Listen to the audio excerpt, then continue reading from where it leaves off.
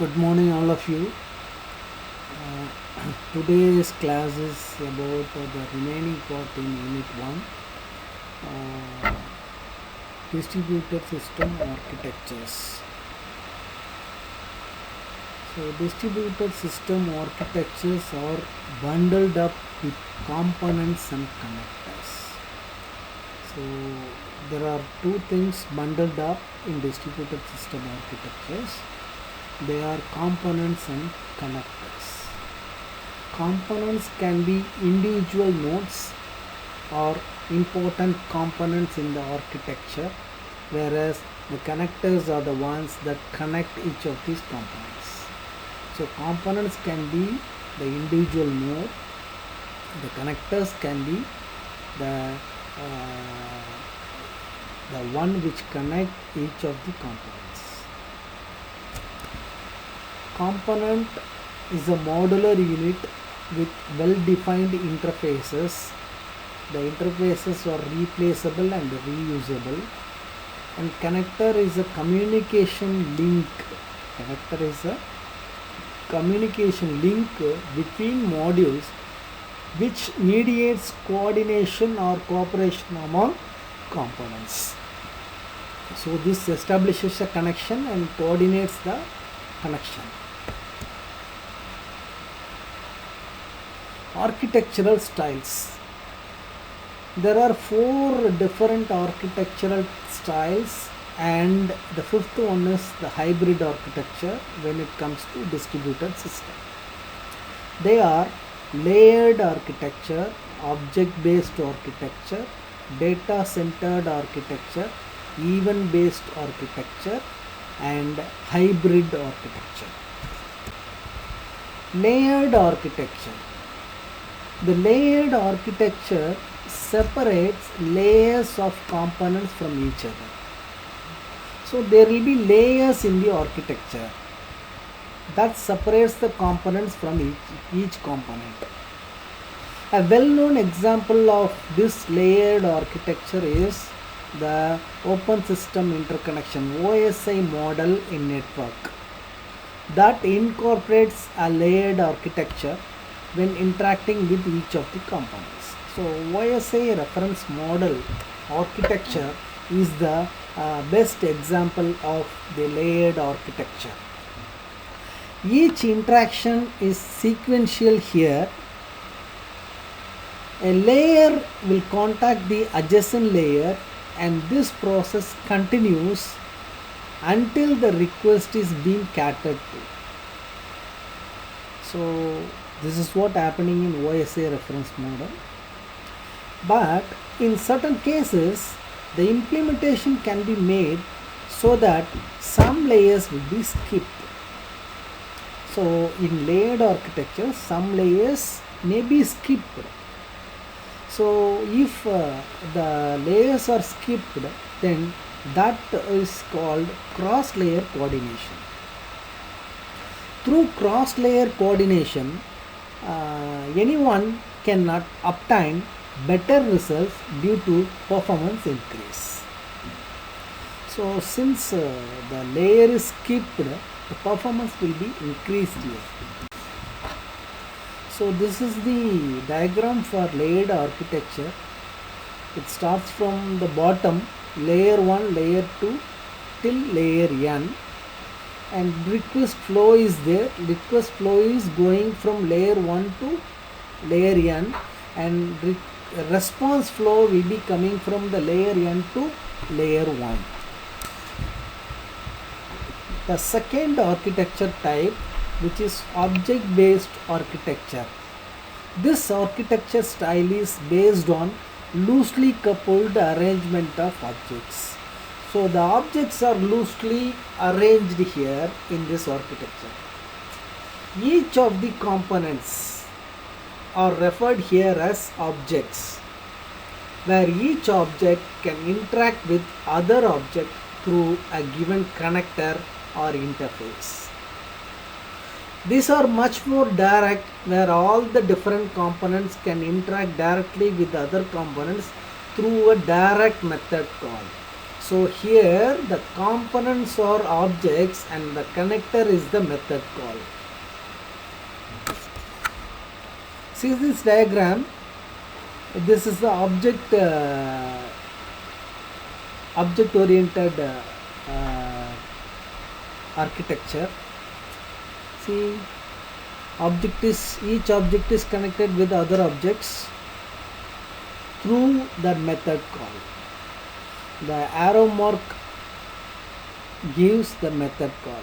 So one object is connected with another one through method call. Here the object is called component and the method call is called connector. The communication between objects happen as method invocations. These are generally called remote procedure calls, RPC.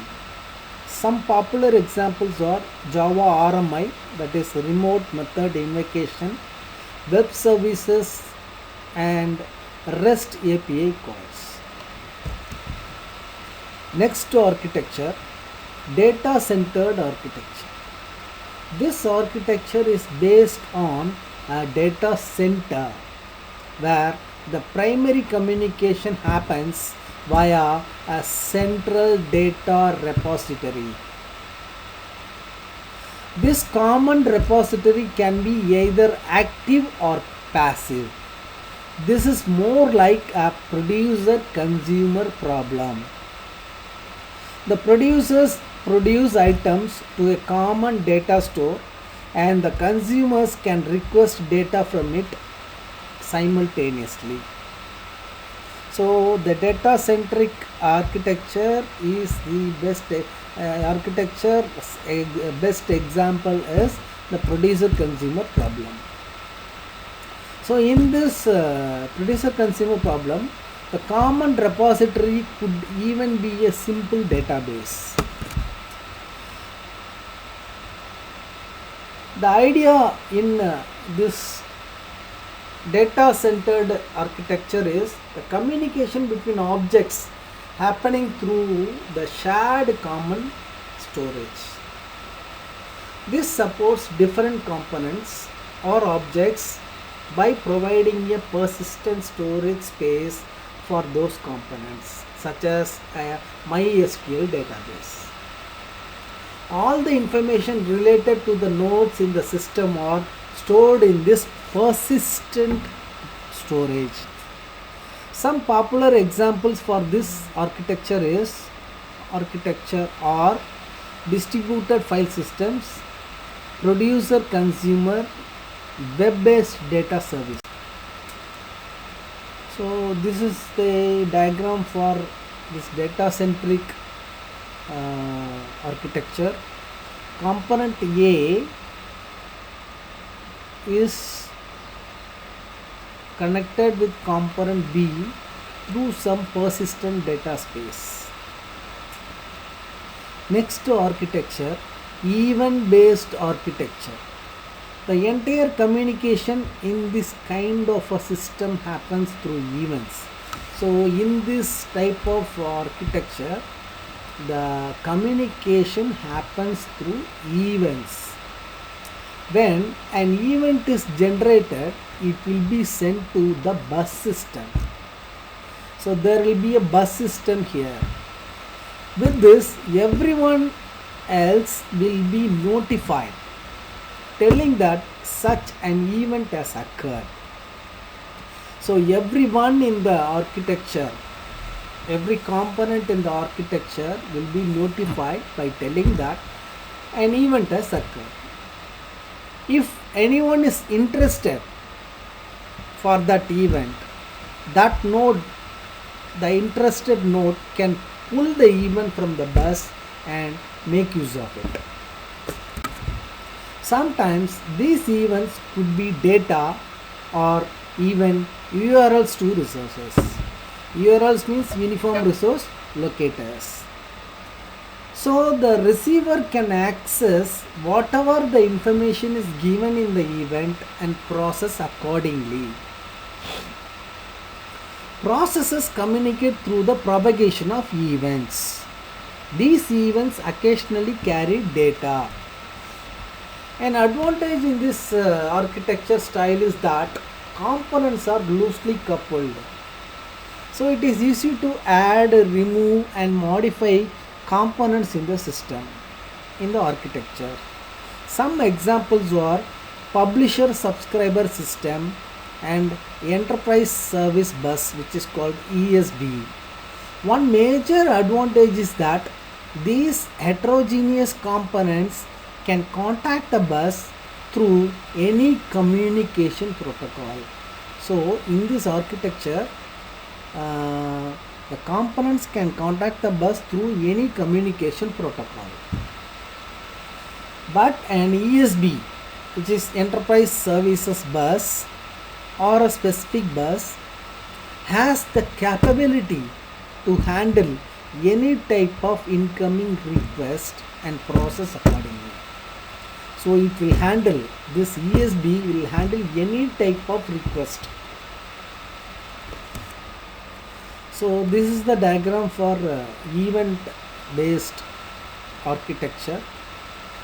So there are 4 events here, A, B, C and D, and there is no direct connection between the events.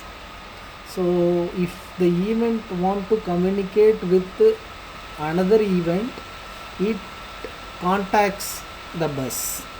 So the communication is done in this architecture through the event bus. It is based on the publisher subscribers architecture. Between each node there is no direct communication or coordination. So instead, objects which are subscribed to the service communicate through the event bus. So there is no direct communication between the events in this architecture, and if the particular event wants to communicate with the other event, then it has to contact the bus. So the communication is done through the event bus. The event based architecture supports several communication styles. They are publisher subscriber, broadcasting system and point to point system. The major advantages of this architecture is that the components are decoupled in space, loosely coupled. Next architecture, event based architecture. The entire communication in this kind of a system happens through events. So in this type of architecture, the communication happens through events. When an event is generated, it will be sent to the bus system. Client server architecture has 2 major components, the client and the server. The server is where all the processing, computing and data handling is happening. So in the server only all the processing, computing and data handling is happening. In the client, whereas the client is where the user can access the services and resources given by the server. So the client can access the services provided by the server, the client can access the resources provided by the server. The clients can make requests from the server and the server will respond accordingly. The client will give the request to the server, so based on the request the server will respond accordingly. Generally there is only one server that handles the remote side, but to be on the safe side, we do use multiple servers will load balancing technique. So this is what client server architecture diagram.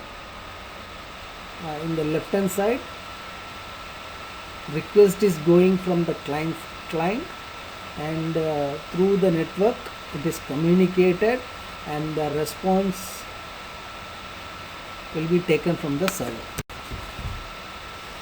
As one common design feature, the client-server architecture has a centralized security database. So there will be a centralized server here. This database contains security details like credentials and access details. Users cannot log into your server without the security credentials.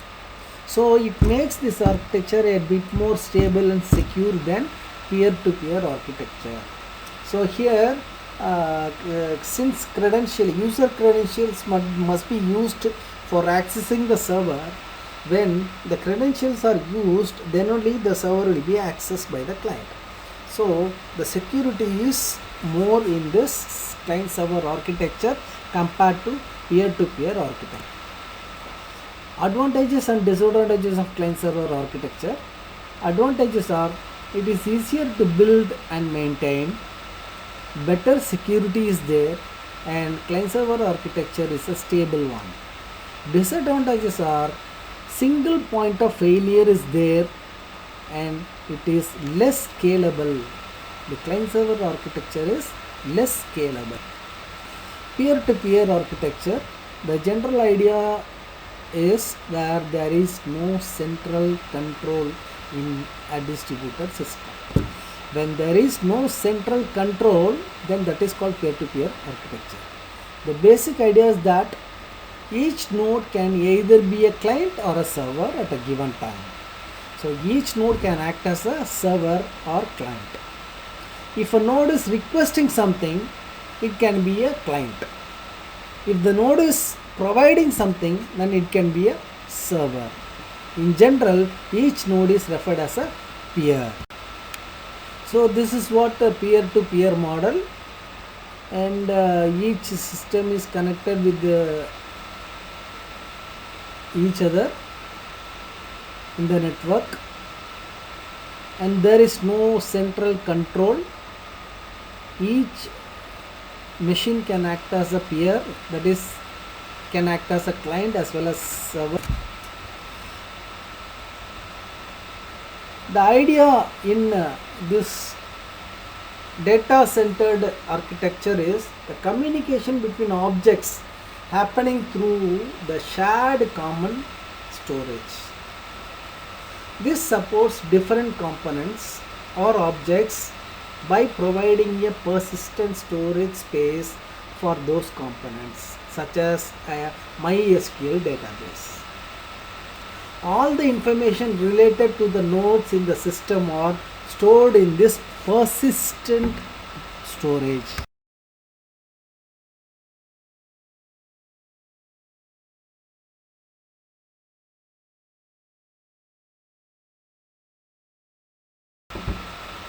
Centralized lookup server. The new node has to register with the centralized lookup server and mention the services it will be providing on the network. So there will be a centralized lookup server. When a new node is registered with the network, so it has to register what are all the services it is going to provide in the network. Whenever you want to have a service, you simply have to contact the centralized lookup server and it will direct you to the relevant service provider. This is what centralized lookup server. And decentralized system. A node desiring for specific services must broadcast and ask every other node in the network so that whoever is providing the service will respond. So this is called decentralized system. So differences between client server architecture and P2P based on some comparison, based on some features. Basis for comparison: basic. The client server, there is no specific server and specific client connected to the server.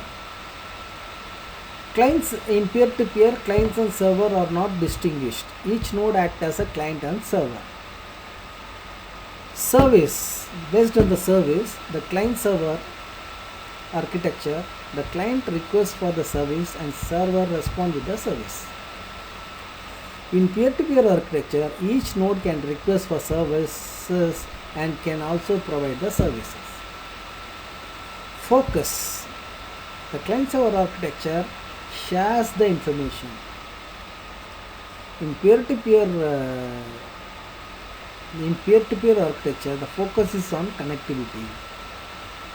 Data in client-server architecture, the data is stored in a centralized server.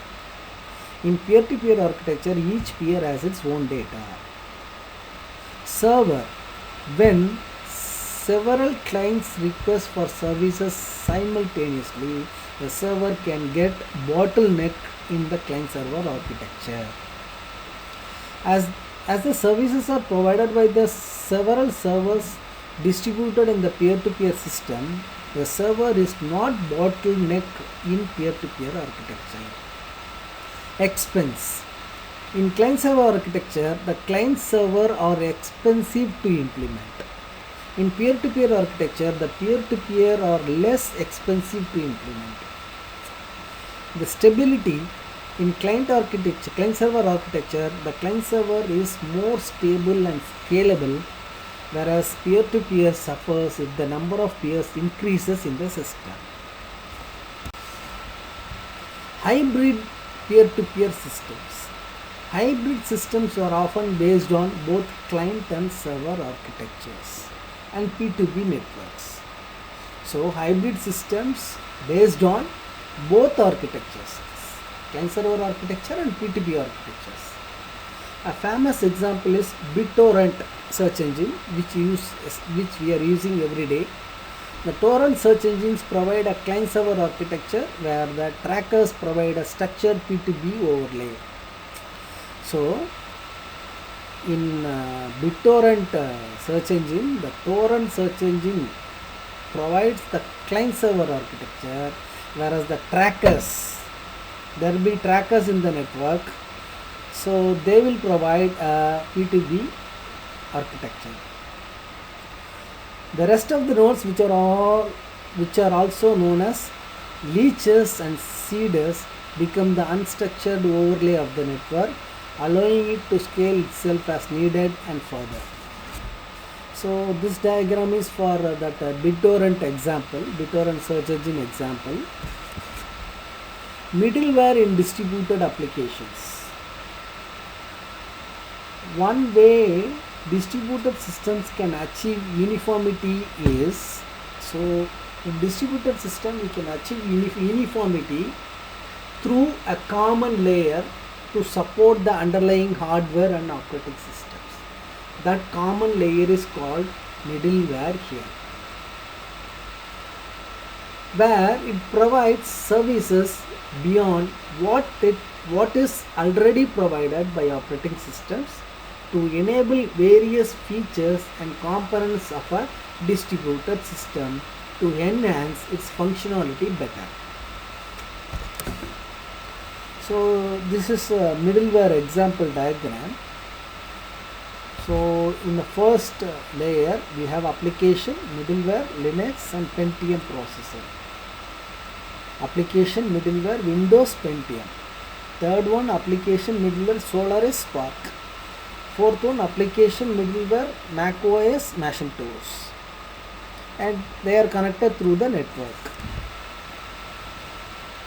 So with this we are concluding today's class, and unit number 1 is completed.